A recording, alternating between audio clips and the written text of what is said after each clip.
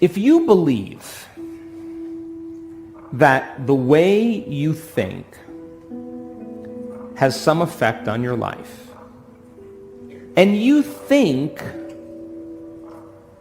the same thoughts every day, 90% of most people think the same thoughts as they did yesterday.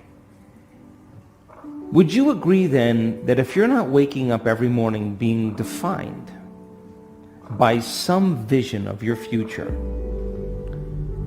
then pretty much you are going to be living by the memories of your past, and you will be predictable in your life? Yes or no? Because the brain is a record of the past. And so, if you're not creating a new future, is it possible that you believe in your past more than you believe in your future?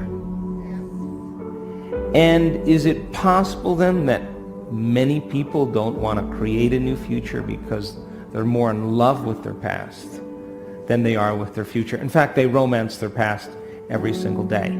So then is it possible then that that person in the same brain circuitry and the same emotions of the past are viewing their life through the lens of the past? And they're not seeing things how they are. They're actually perceiving and seeing things how they are. And they're telling a story in their mind that's actually causing them to perceive life equal to that story. Are you with me still? So then you ask that person, so why are you this way? And they say, I'm so glad you asked because I get to talk about my past.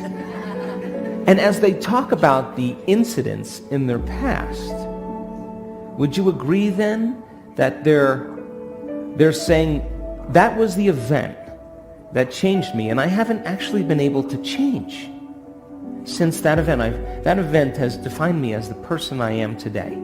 Yes or no?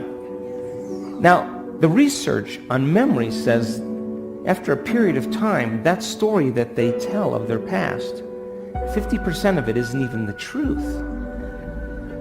So they're making stuff up. They are reliving a miserable life they never even had, just to reaffirm, to recreate the emotions, to excuse themselves from changing. So then most people then, they may say with the 5% of their conscious mind, I want a new life, I want a new relationship, I want a new career, or I am healthy. But if 95% of who they are is subconsciously programmed into the past, then that thought of their health, that thought of their wealth is never going to make it to the body, because the body is programmed into the past. How many people understand? So then if you teach a person then how to be defined by a vision of the future instead of the memories of the past, then they would have to really start thinking differently. Would you agree? They would have to start making different choices than the choices that they always make. Yes or no? They're going to have to start doing different things and breaking certain habits. And that's going to be uncomfortable. Yes or no? Because the body's going to say, why are we doing this? It's so much more fun suffering than going out for a walk into joy. I don't know if I believe in joy. I believe in suffering. The body goes back. And so then a person would have to stop talking certain ways. They would have to start staying away from certain experiences with certain people. You know what I'm talking about, yes? And they would have to examine their emotional state every single day. They'd have to stay conscious of their emotional state, because the moment they started feeling suffering, they just disconnected from the energy of their future. They're back to the energy and the emotions of their past. So then, teaching people then how to be defined by a vision of the future every single day means they're going to be uncomfortable. it's going to be unfamiliar. There's going to be some uncertainty, and you may not be able to predict the next moment because you're no longer feeling like you. That's the moment you just left the known and you stepped into the unknown. Are you with me still? Now, if the body has been conditioned into the familiar past or the predictable future, and the body has become the mind of the past or the predictable future, would you agree then the body would say, "What are you doing?"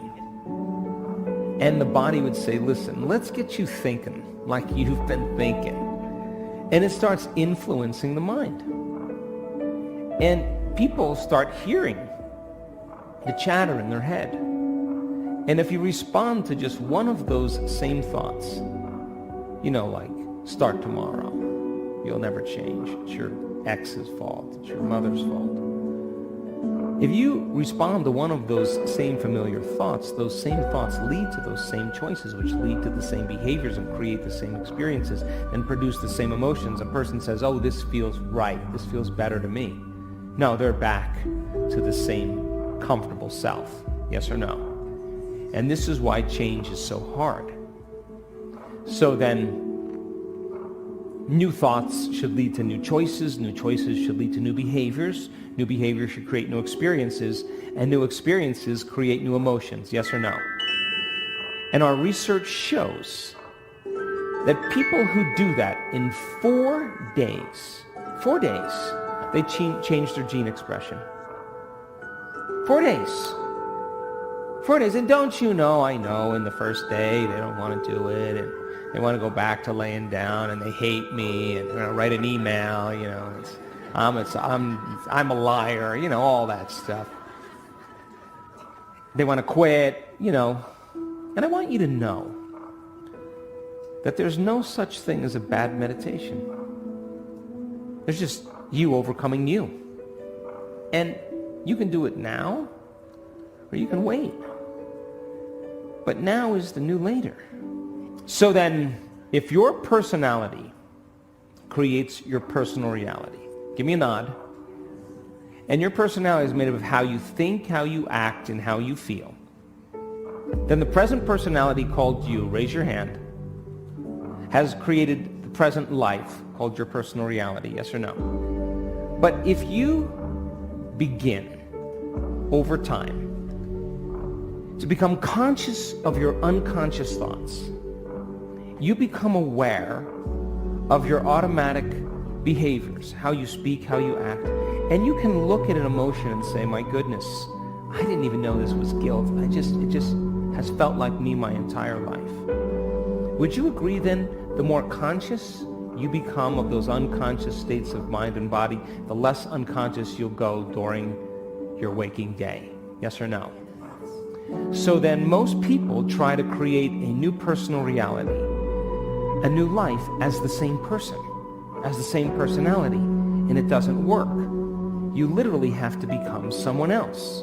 So if 95% of who you are by the time you're 35 years old is a set of memorized behaviors, unconscious habits, automatic emotional reactions, hardwired beliefs, perceptions, attitudes that are functioning automatically like a subconscious computer program, then in order for you to change, you got to get into the operating system where those automatic programs exist and become familiar with them. Yes or no?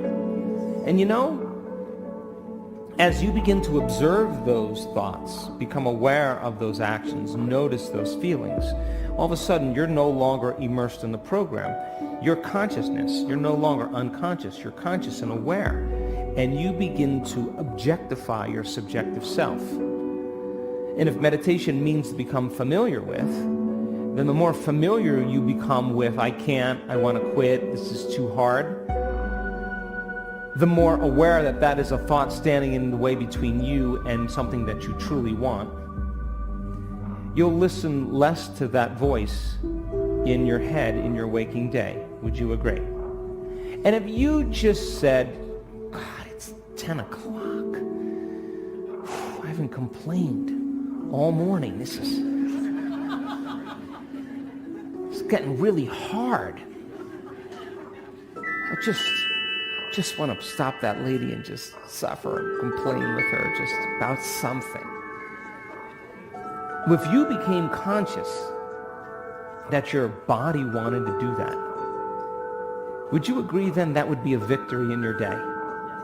And those victories add up. Would you agree? And what if, you associate that person that's your best friend with suffering, and the moment you see them, your body just goes, oh, this is going to be so good. Stimulus, I'm waiting for the response. The body is going to start saying, complain, complain, complain. And the brain's going to start complaining. You catch yourself doing that, that's a victory too.